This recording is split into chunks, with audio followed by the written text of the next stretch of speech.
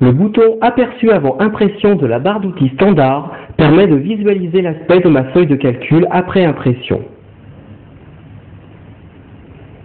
En bas à gauche, Excel affiche le nombre total de pages. Pour passer d'une page à l'autre, j'utilise les boutons suivant et précédent. Le bouton Zoom me permet d'agrandir une zone donnée et il me suffit alors d'un simple clic pour afficher de nouveau la page entière. Je clique sur le bouton Marge pour régler l'espace entre les données et le bord de la feuille. Je ferme l'aperçu avant impression avec le bouton Fermer.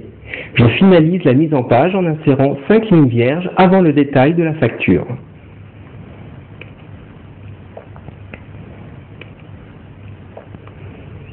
Je vérifie le résultat dans l'aperçu avant impression.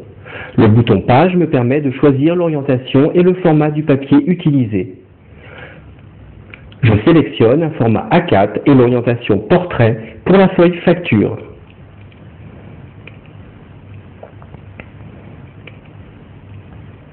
Pour la feuille Évolution des ventes, je choisis un format A4 et une orientation Paysage. Je vais maintenant ajouter un pied de page à la feuille de calcul Facture. Je sélectionne la commande En-tête et pied de page du menu Affichage pour afficher la boîte de dialogue Mise en page, dans laquelle je retrouve les paramètres des boutons Page et Marge. Je clique sur l'onglet En-tête et pied de page, puis sur le bouton Pied de page personnalisé. Je réserve la section centrale aux coordonnées de la société Print Expert. Je clique sur le bouton Police pour choisir la police Garamond, ainsi que le style et la taille de caractère.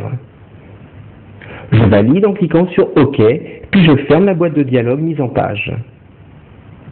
Après avoir vérifié le résultat final dans l'aperçu avant impression, j'enregistre le document prêt à être imprimé.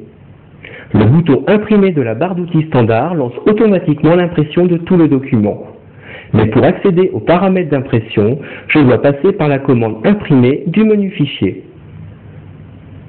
Cette commande affiche la boîte de dialogue Impression au sein de laquelle je spécifie le périphérique d'impression, là où les pages à imprimer et le nombre d'exemplaires à imprimer.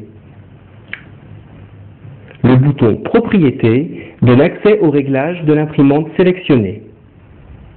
Je valide mes choix avec le bouton OK, lançant ainsi l'impression du document. Excel m'offre la possibilité de n'imprimer qu'une partie d'une feuille de calcul. Je sélectionne les cellules correspondant aux imprimantes.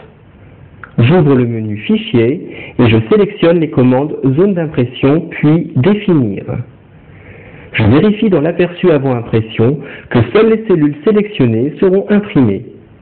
Je lance l'impression en cliquant sur le bouton Imprimer de la barre d'outils standard. Nous verrons dans la prochaine leçon comment présenter des données sous forme de graphique.